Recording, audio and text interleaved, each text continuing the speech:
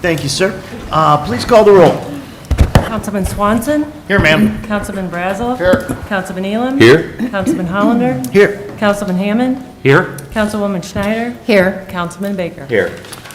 Okay, we will start this meeting off with a public hearing, and I have been asked by Mr. Myers to welcome Kathleen Thompson, who is the CDBG Urban County Administrator, to explain this program and maybe kind of refresh our minds on exactly what the program is. Ma'am? Thank you.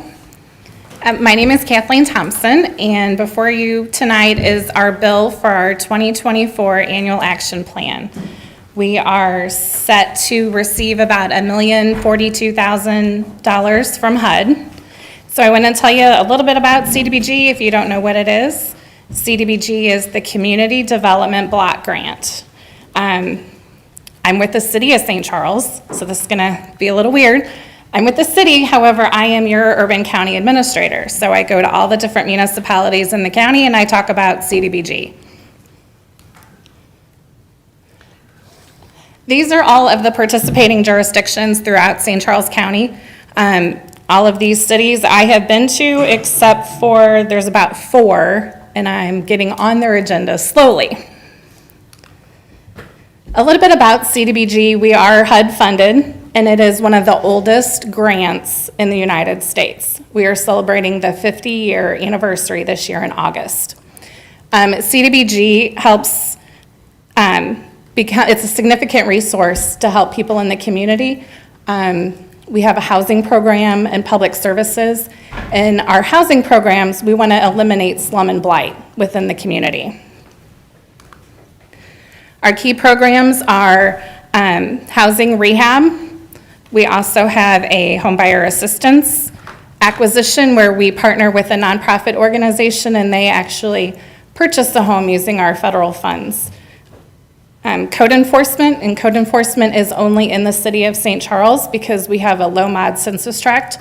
So our code enforcement officer works strictly in the designated census tracts. We have public services, so we have community services, we help food pantry, we have mental health assistance, we help pay people's doctor bills for mental health, and homeless prevention, so we help with rent, mortgage, and utility assistance. And we have our transportation program, which is for the elderly and disabled. And it's for essential transportation only. So they can't go to the casino, there's no bars. But they go to medical appointments, pharmacies, post office, credit unions. All of our clients have to be income qualified. So it's not that we serve the poor people of St. Charles County. Our income level is actually pretty high for St. Charles County. It's 80% is what we go off of the area median income. The area median income, or AMI, we're at $101,000. So it's really for the middle class, the working force people that we see a lot. So this is our report card for the year. Every year we have to report to the federal government, how did we do spending the money? I can say that I've spent a lot of it. So we've helped 93 homes with home repairs. So 93 houses had health and safety concerns, code violations for the city, the county, or any other municipality, and we've helped take care of that. 255 people were given essential rides for doctor's appointments, and that totaled over 2,000 rides.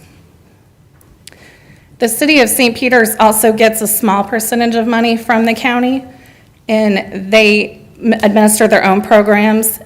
They chose Meals on Wheels, excuse me, to help people. So they received $10,000 and they helped 10 people. Those individuals get 2 hot meals a day, breakfast and dinner. They also have a lawn mowing program, which is a little different. It's for strictly elderly and disabled. They have to be extremely low income, and they helped 10 individuals with that. And it's so many cuts a year. I believe it's like 6 cuts maybe. Code enforcement, you can see the city of St. Charles, there was a total of 1,045 inspections performed. It's primarily in Powell Terrace. Our area just changed, so in 2023, it was Powell Terrace along West Clay, down First Capitol to Fifth Street and towards 70. So it's this big circle. We still have a little COVID money, so if you remember the days of COVID, you've had to sign off for us to receive COVID money. And we helped 443 people using our COVID money to go to the food pantry because they couldn't afford to go to the grocery store. And 121 individuals using COVID received mental health assistance. Also, with our COVID money, we put repairs into the City of St. Peter's and the City of St. Charles Senior Centers for HVAC replacement. Everything has to be COVID related when we're spending that money, and we deemed that air conditioners and air filtration is an eligible activity. And then 153 households received rent, mortgage, and utility assistance using our regular CDBG. We work off of a 5-year plan, so I just wanted to break down how our money looks. We're in year 4 of our 5-year plan. Unfortunately, we have no say-so in what we get, so as you can see, we've been dropping, but it's because of Congress and the federal government is why our allocation has been decreasing. 85% of our funding goes to neighborhood stabilization, so we make sure that our community is viable. So I did a little homework, and we have a wonderful computer system that tracks everybody that we've assisted. Since 2015, St. Charles County has assisted a total of 311 clients fix up their home. So this is everybody's location. In 2020, because I haven't tracked it as long, our transportation, this is everybody that has received transportation assistance from St. Charles County, and it was 464 individuals. We have down payment assistance that we help people buy a home, especially in St. Charles County. We are scheduled to receive $394,000 this year. So I just want to show you, this is a little bit of before and after. So this is one of our code enforcement pictures. As you can see, nobody wants to live next to this. It's junky, lawnmowers and stuff. In the very bottom left corner is the trailer removing all of those items. So of course we did not pay for it, the homeowner has to pay for it, but the code enforcement officer flagged it, tied them up in court, and then we got to clean it up. This is our home improvement program. I know your pictures, you're probably like, what is she sending pictures of? So of course the first pictures on the left is the before and after of a house. Conveniently, it was a code violation, it was peeling and chipping paint. And then we used CDBG money to repair the code violations, and she painted it a beautiful teal color. The pictures on the right are a mobile home. It is a single mom with 6 children. She did not have any money to fix up her home. So she had a broken window, we fixed it. The electrical outlet, you can see they were spray foamed in, and spray foam is awful. This is not the first time we've had this. And then she didn't have a handrail for her stairs. Coincidentally, when we were looking at the electrical, her microwave kept arcing when she would use it, when the kids would use it. And when the electrician got in there, some relation went in and disconnected everything and hooked it up with an electrical cord. So it was arcing because it was overloaded, and it almost caught on fire. So essentially, we saved a whole family. That is it in a nutshell. Well, thank you, ma'am. Does anybody have any questions? Yes. Yeah, I'm Mr. just Baker. curious, why is this administered through the city and not the county? That was before my time. Can you answer that? Mr. Meyer? Certainly. St. Charles County is the recipient of the grant, and then for the day-to-day services, the county retains the overall program management and the design of the programs and the policies, and the day-to-day activities are contracted with the City of St. Charles. This began when the urban county was formed and we went in with the City of St. Peters.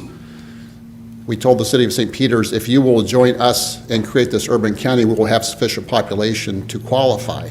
St. Peters said, we agree to do so, but only if you would agree to contract with us for the day-to-day activities, which we did for years. And then at some point, the City of St. Peters said this would be their last year for them to serve in that role.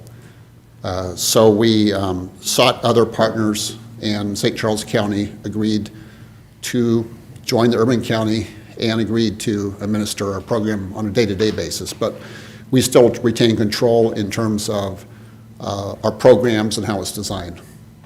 Okay, I do have a question. I have a house in my district where the homeowner has like neglected the landscaping, and I understand she's elderly and maybe has some issues. Is that something that CDBG money could be used to clean up the property, or?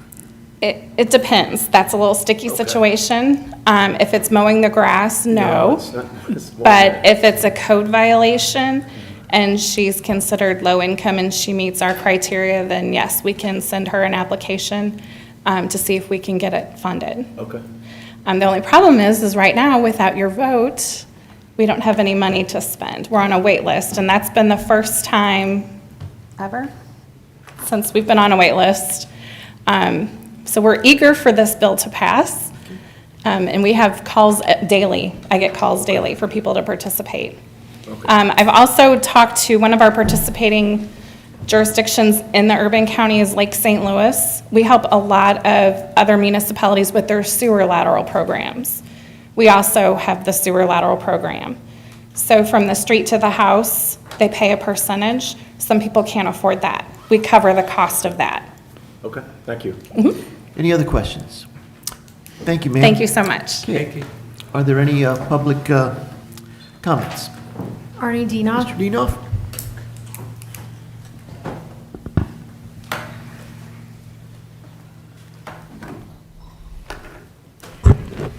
Good evening, Mr. Chairman, members of the council. My name is Arnie C. A.C. Dienoff, County Public Advocate. First of all, if anyone listening at home or listening after tonight's meeting, written comments can be submitted now through August 8, 2024. Written comments may be mailed to the Department of Community Development, 200 North 2nd Street, Suite 303, St. Charles, Missouri, 63301, or any comments can be emailed to Kathleen, K-A-T-H-L-E-E-N, period, Thompson, T-H-O-M-P-S-O-N,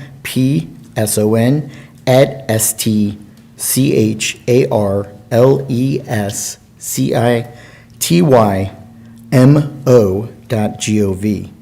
And those comments need to be received or postmarked by August 7th, 2024.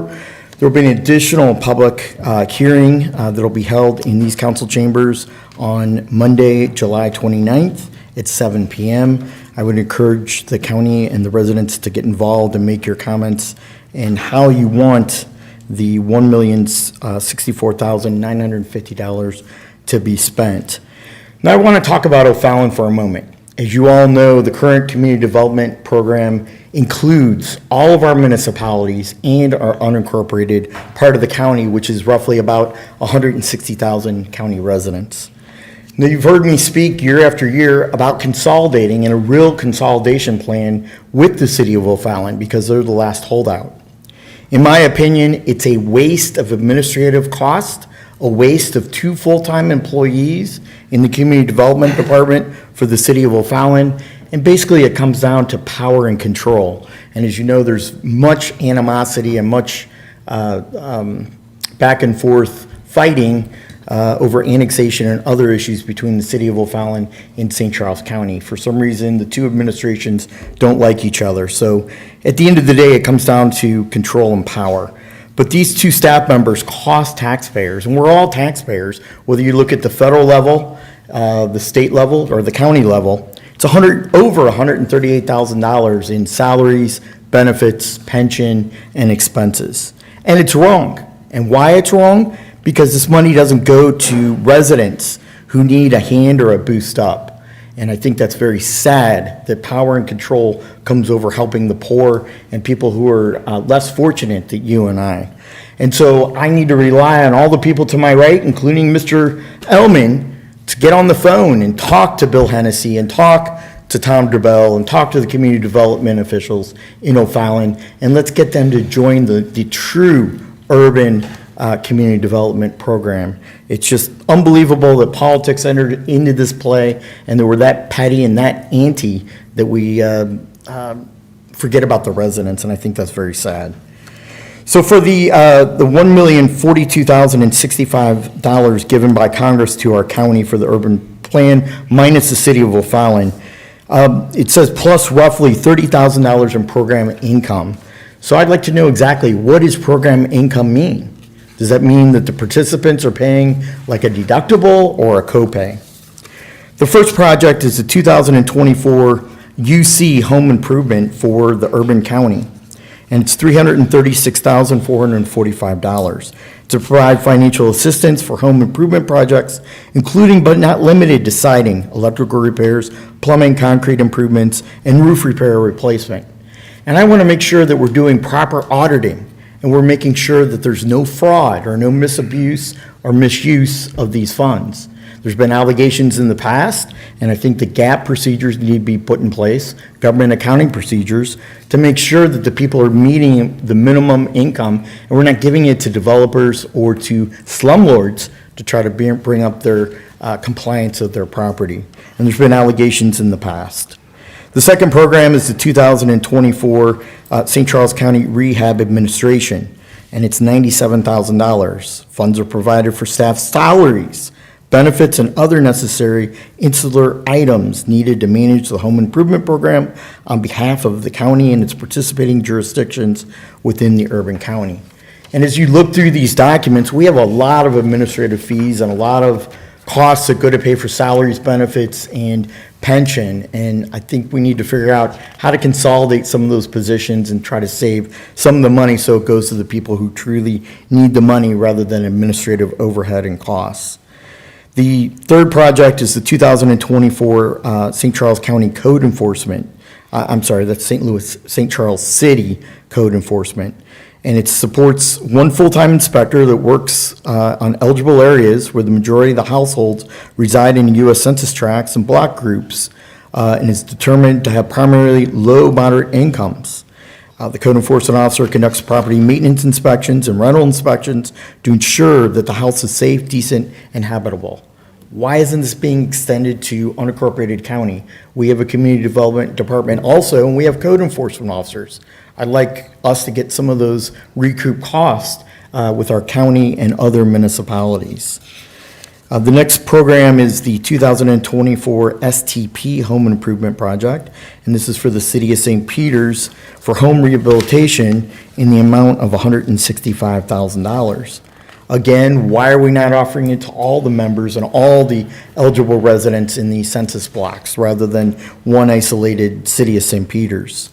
The next project is the 2024 St. Peters Rehab Administration. Again, that administration pops up in the amount of $1,000, and the county anticipates assisting 22 low-income families living within the city of St. Peters.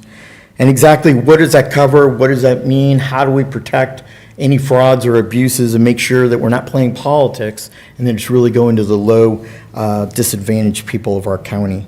The sixth program is the 2024 UC Affordable Rental for St. Charles County Urban County. I would imagine that probably applies countywide in the amount of $60,000. Funding of staff salaries again, benefits, training, and office supplies necessary for administering the CDBG programs and activities. Exactly how much administrative monies do we need to run? It kind of sounds like we have one person in that department. It's kind of puts a lot of question marks, a lot of red flags up for me personally.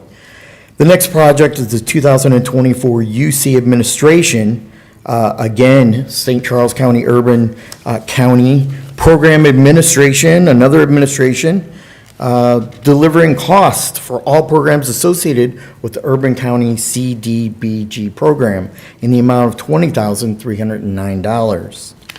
The next program, again, that puts up a red flag. Why so much in administrative fees and costs? Number 9, provides program administration for general planning activities. Again, that sounds like an administrative fee for salaries and pension. The 2024 UC Homeless Prevention Program, known as CAB, in the amount of $25,000, provides temporary assistance for rent and utility payments to prevent homelessness. Well, you know what? I wish they would come to the places that I know in the county where we have people living in tents on creeks, and that's where they've been living for 5 years. And I've asked if they know about this program, and they say they've been denied access to the program. Why? Why are we not working to get these people out of tents, out of 0-degree temperatures in the winter, and out of 100-degree days in the summer? The next program is number 10, Temporary Rent and Utility Assistance Program through sub-recipients. 2024 Meals on Wheels. Well, that's a program that I happen to support wholeheartedly. As a matter of fact, $10,000 is kind of a little bit low, on the lowball side, to help senior citizens and disabled people who are stuck in their homes. But it provides public service, it provides hot meals to the homebound seniors and the disabled. Number 11, the 2024 STP, which is St. Peter's Community Services Lawn Mowing. Again, the city of St. Peter's only, $6,500, provides funds for lawn maintenance for the elderly and disabled households. What about the unincorporated county? What about St. Charles City?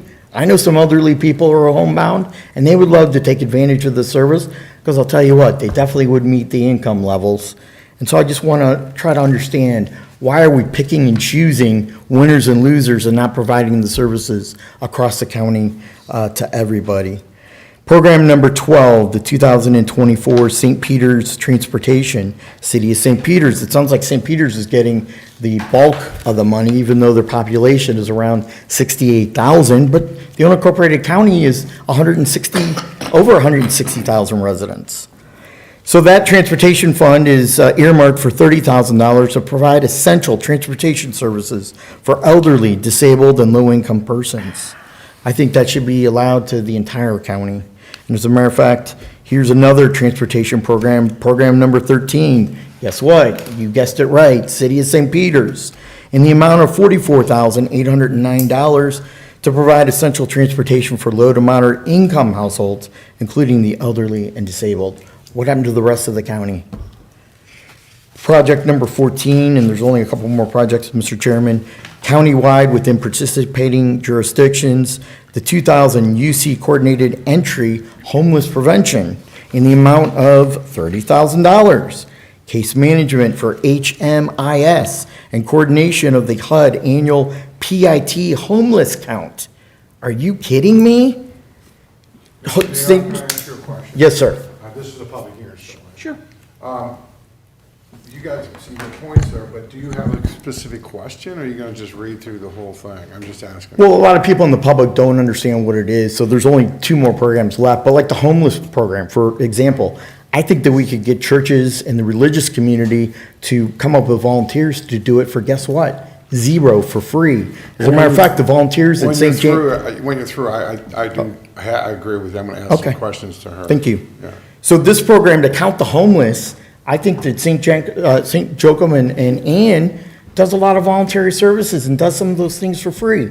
Guess what? You have 1 volunteer here, and I'm sure I can come up with another 10 volunteers, and I know where the homeless are, and I know that we could do it for free, and we could save the $30,000, and we could actually help somebody that really needs it.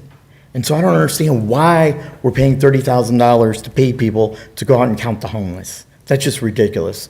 I could work with police departments. I know people in law enforcement. We all know where the homeless are. We take care of them. We know where they're at. We don't need to pay $30,000. Program number 15, the 2024 UC Community Services for the Urban County in the amount of $10,000. Provide funding for eligible organizations to provide a variety of community services to low-income urban county residents. You know what? That's not for the federal government to do. That's for us, out of the goodness of our hearts, to donate. As a matter of fact, our county collector, you approved a ordinance that you can donate on personal and real estate property taxes to a voluntary fund to help out with items like this, to provide community services to low-income residents. We don't need the federal government. That's why we're in such deficit spending. We have $32 trillion, and every 100 days, it's another $1 billion in interest that goes compounded on for future generations. We're all taxpayers. This is coming from the federal government, and we all need to be cognizant of that. I would like to see some of the misuses cut from this budget. I'd like to see the fraud taken a look at and make sure that we have good government accounting principles, make sure that our county auditor is auditing to make sure that the persons qualifying for these programs are really qualified. We're not helping out rehabbers or slumlords in parts of the county that consider St. Charles County a dumping ground and investment, and that we have the proper procedures to breathe that kind of stuff out. The CDBG program is growing our federal deficit, and I would ask you to cut some of these programs, especially the $30,000 that we can all volunteer on a Saturday or a Sunday to go out and count the homeless. That's the most ridiculous of public funds that I've ever heard of being spent, and it's a waste of our tax dollars. Thank you, sir. Mr. Chairman. I'll entertain any additional questions. Don't see any here. So Thank you.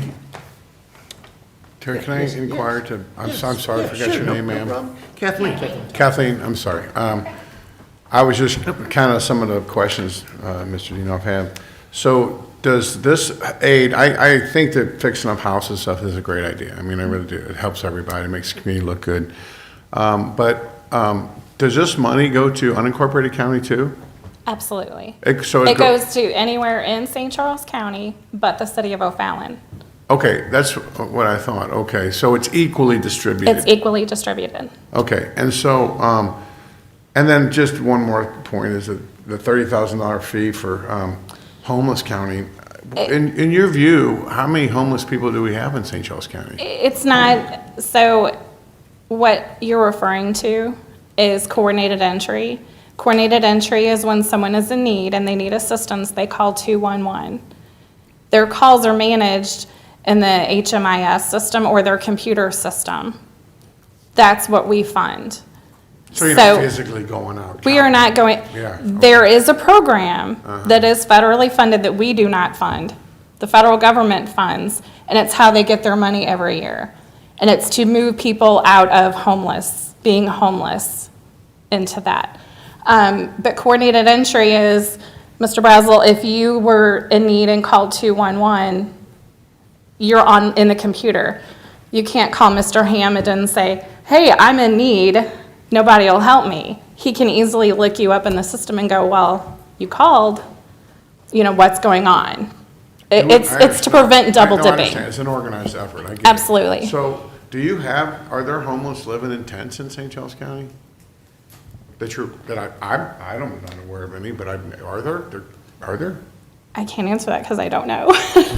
I mean, coming from the city aspect of it, I'm sure there are homeless. But you have to understand, a homeless person isn't just someone's living in a tent. It could be a single mom who lost her house going through a divorce and she's staying on your couch. She's considered homeless. I understand, yeah. So there's more to that than. Thank you, yeah, thank you. And I think we use the term housing insecure a lot. And Absolutely. I was talking to somebody else who's in the audience just yesterday about all this. You'd be shocked. In a lot of our areas where people are living outside, they're very well hidden. So they have their little encampment and everything else, and it's there. And we've had quite a few issues in Wentzville with it. But our officers have used coordinated entry very well and used the 211 system. It's an excellent program. Okay. Anyone else? Okay, thank you. Thank you. That will end our, do we have another one? No, that will end our public hearing. Next up is public comments, and I want to remind everyone to please fill out a speaker's card and also that we will allow you 3 minutes to speak on whatever topic it is that you would like to discuss. Lori? Regarding library trustee Danielle Foster.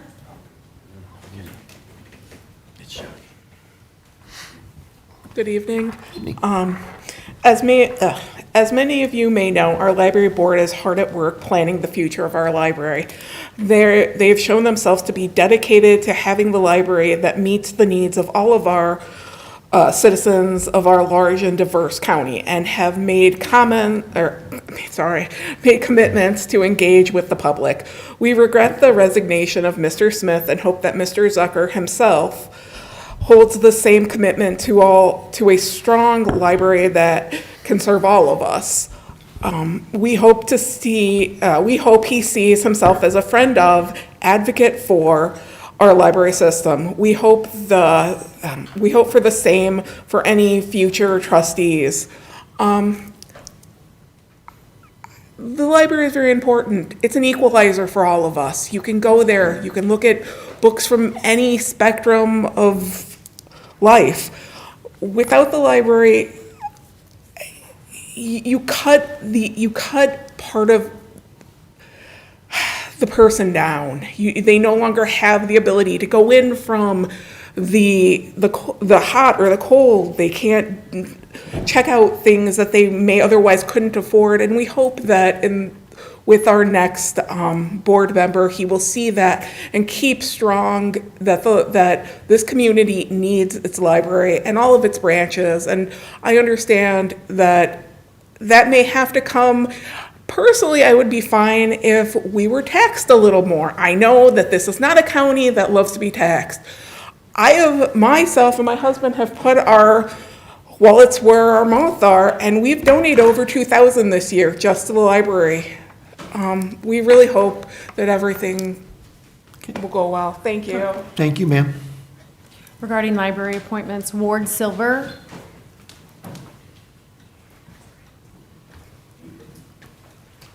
Good evening, Mr. Executive, members of the board. A couple of short comments. I just want to remind us all that as we go through this business of appointing people to the library board and dealing with library issues, that the library is really a public commons, and it's one of the big institutions in American life. It was invented here in America, and as such, we all have to remember that and work at it to keep the commons open and available to everybody. That's often difficult. We have our issues. We like some of the content, but not others. But we all have to wear our get along shirts at the library and make this work. So it's really important that when we appoint people to the board, that they also have that point of view and take that very seriously. So, Mr. Ellman, you mentioned in your last newsletter that one of the things you'd like to do as you leave public service after so many years, that you'd like to encourage civil dialogue and have us be respectful as we deal with these issues. This is a perfectly good example, and we can do that by appointing people to the board that take that seriously and take that approach, so that we're not bringing our political or social agendas into the board. When the board discovers that there are issues, for example, like we have the streaming problem where the money for streaming is a lot. People aren't just getting books anymore, they're consuming content differently. Then the board needs to take it seriously, that they need to inform the public before making a large-scale decision. Little decisions, fine, that's what they're charged with, but they need to avoid surprising the public. Part of which is to appoint people with some background in publishing, either distribution of media, authors, publishers, whatever, what have you, and these people will see this coming. So I'm not trying to make a point about any particular person. I'm just hoping that as we appoint people to the public board for the library, that they have the appropriate background and demeanor to keep the library on the straight and narrow and not so much getting off in the weeds about whatever culture war topic has got people upset.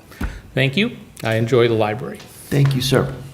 Regarding library appointments, airport contracts, and county council responses, Arnie Dienoff.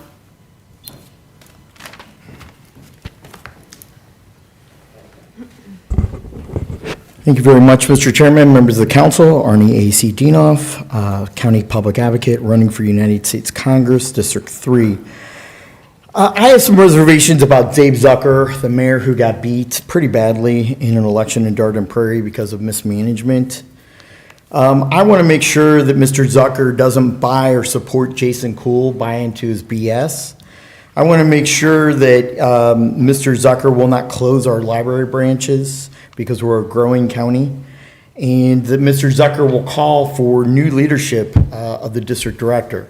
That's kind of hard because the director of administration, Joan Lycum, actually hired Jason Cool, and he's done nothing but take advantage of our community and rip us off in terms of getting pay raise after pay raise after pay raise after pay raise. And so it's time that Jason Cool be left from our county and sent back to Chicago. The next thing is the furniture donation by Judge Chris McDonough, the presiding judge. When he closed his private practice, he brought his own furniture, and he's donating it to the county worth the value of $1,500. I just want to say thank you to Judge McDonough.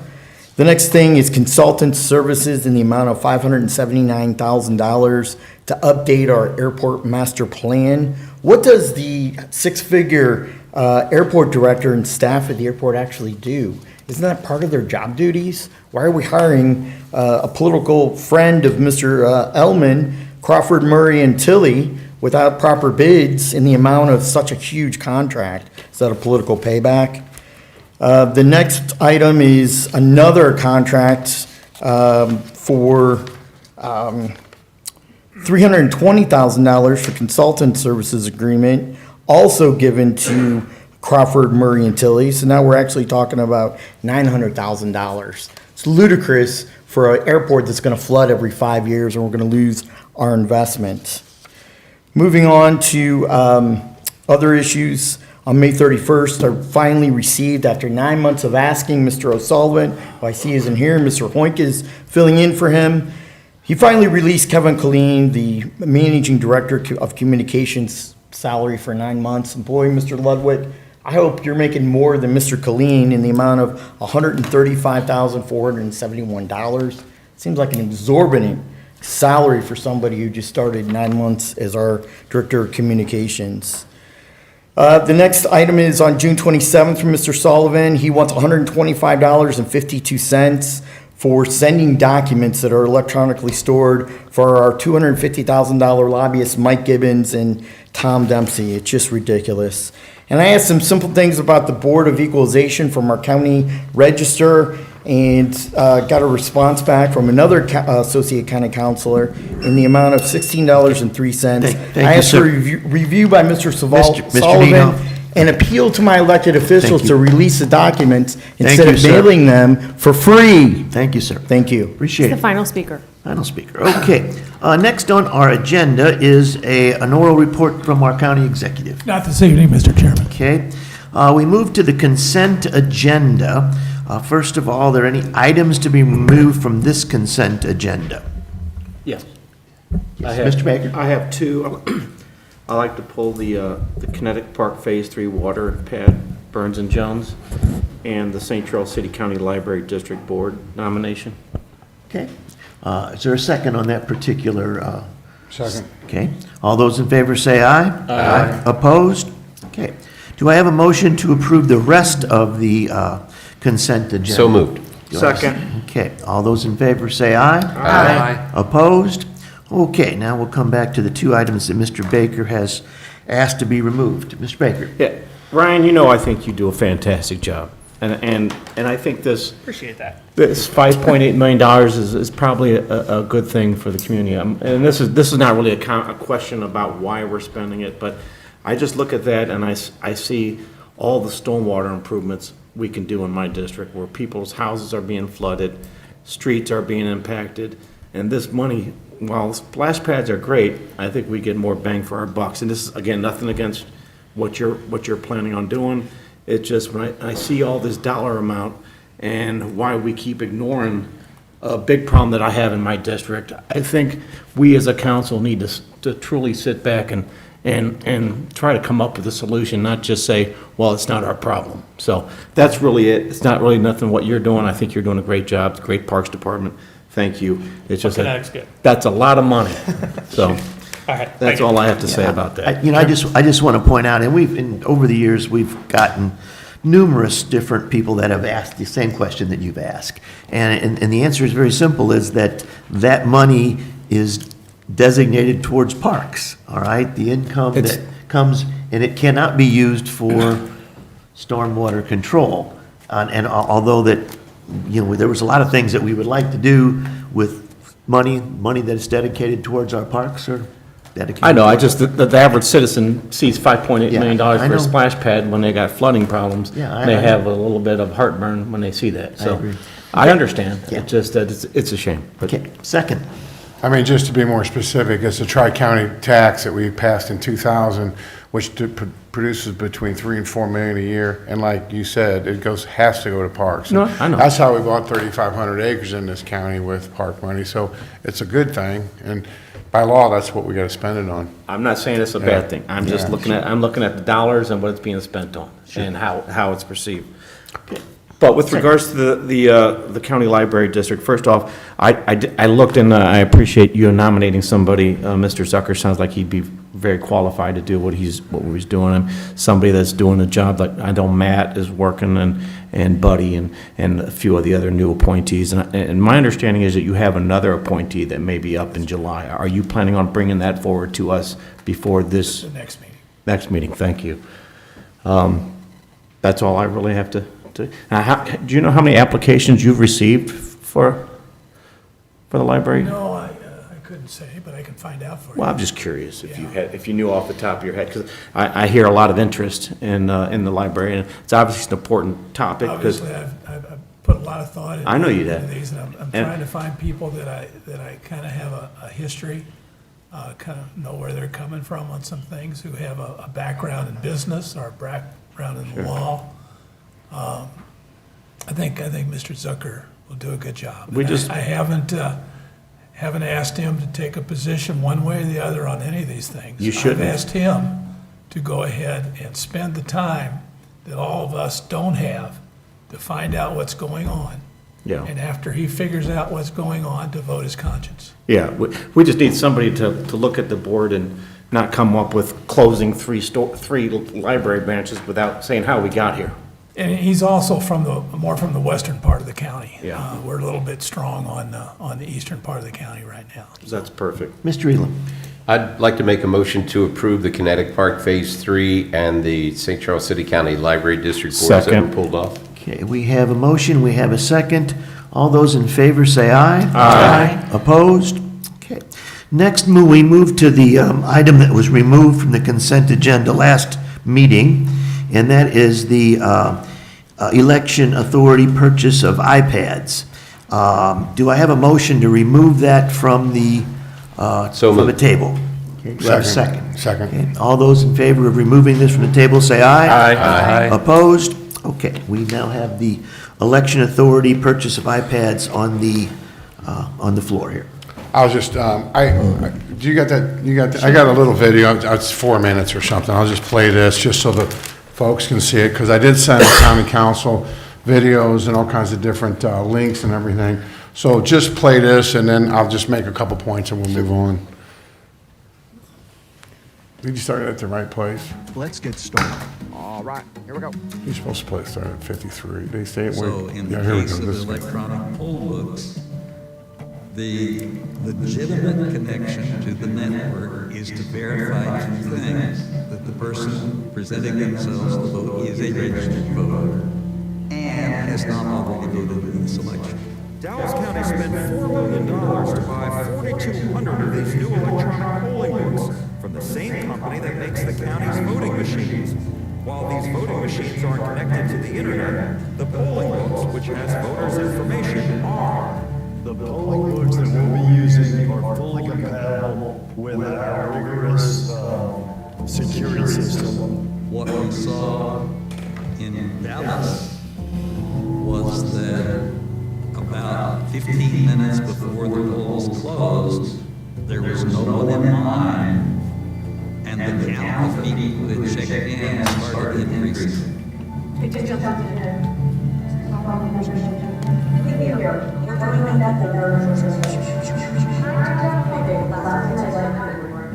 the worker noticed and said, "Hey, what's going on here?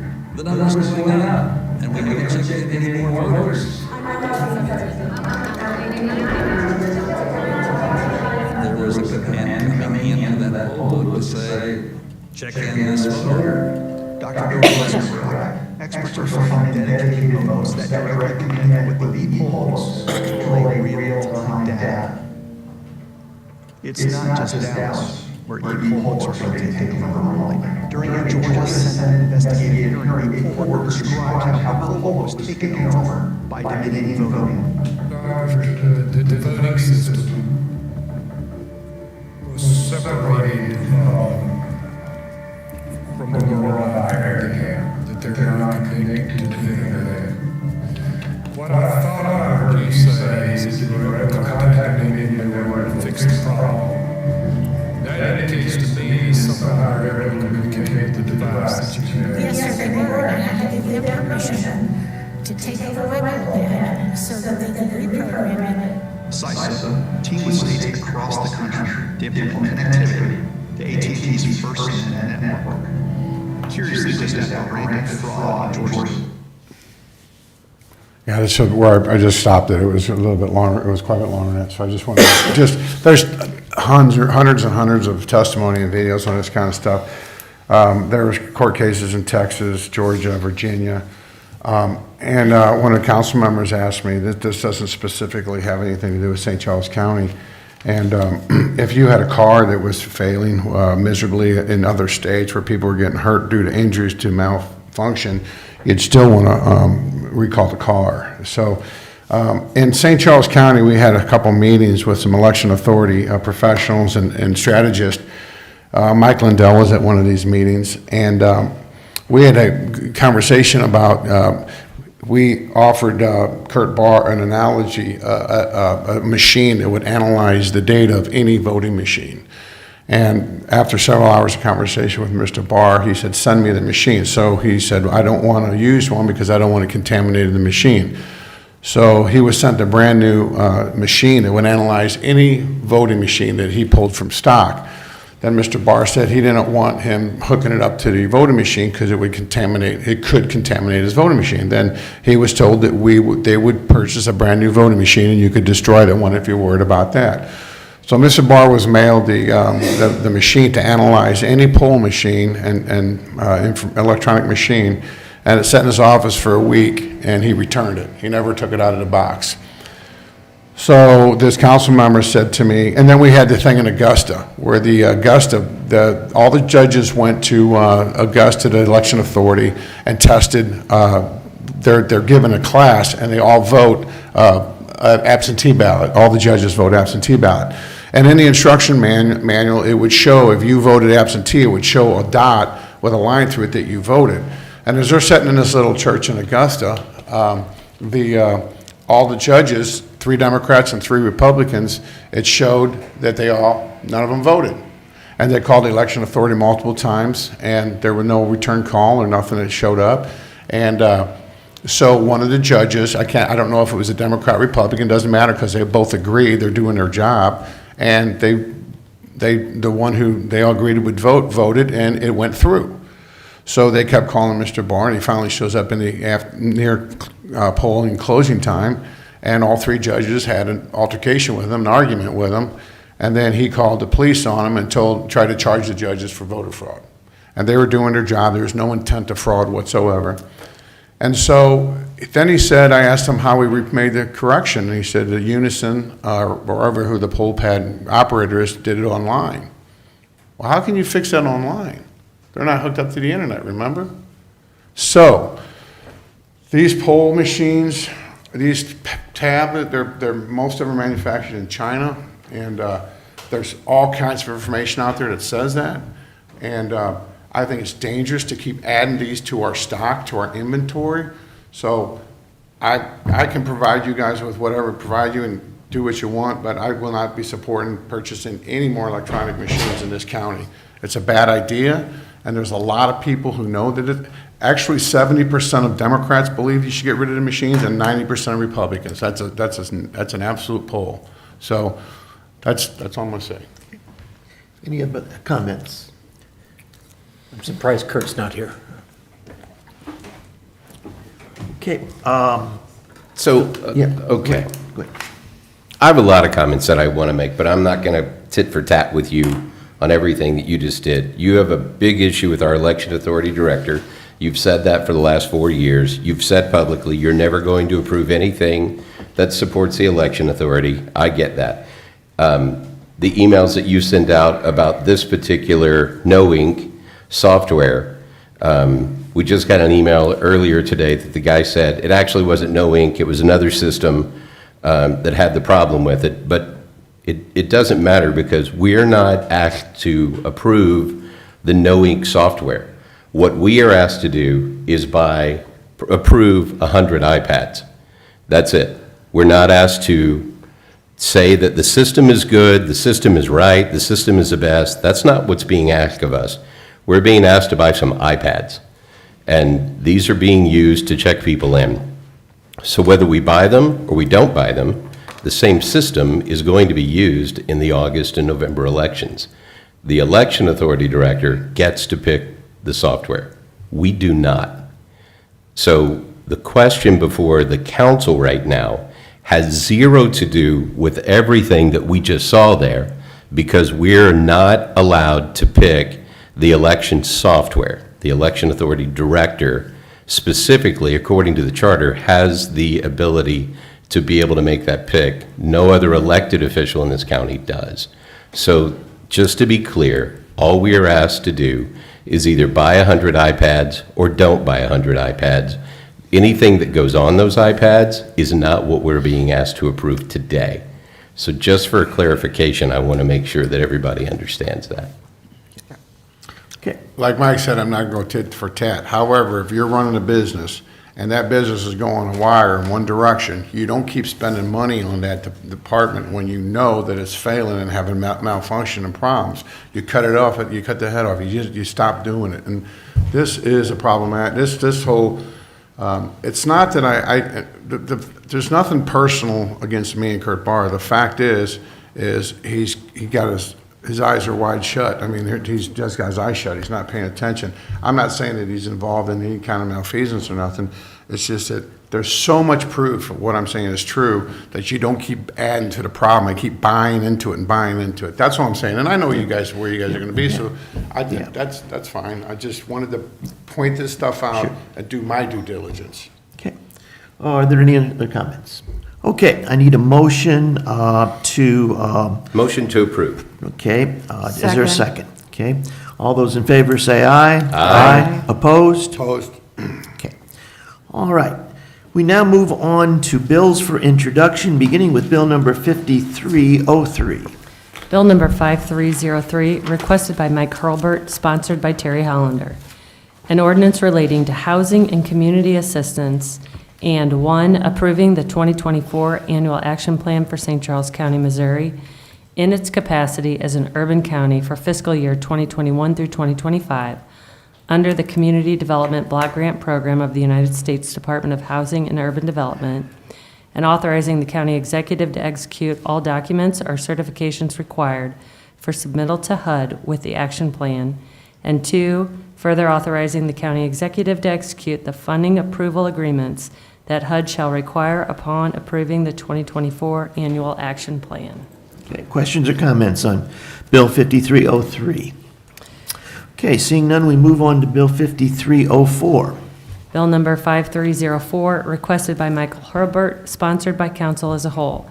An ordinance authorizing the county executive to execute an amendment to the 2017 agreement entered into between St. Charles County and the St. Charles County Soil and Water Conservation District. Questions, comments on 5304? Seeing none, we move on to bill number 5305. Bill number 5305, requested by Michelle McBride, sponsored by Terry Hollander. An ordinance authorizing the county executive to execute an an amendment to the intergovernmental agreement between St. Charles County and the City of Lake St. Louis for collection of taxes and fees for the collection of special tax bills for the abatement of noxious weeds and tall grass. Questions or comments?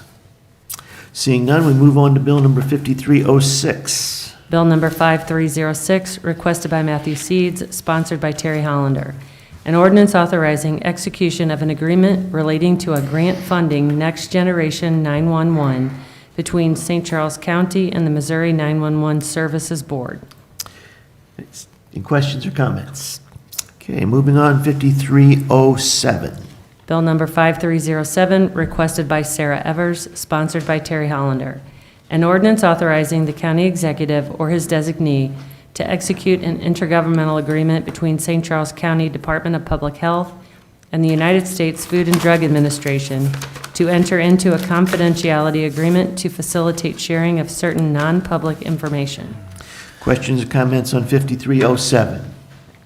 Seeing none, we move on to the final bill for introduction, Bill number 5308. Bill number 5308, requested by Dr. Mary Case, sponsored by Terry Hollander.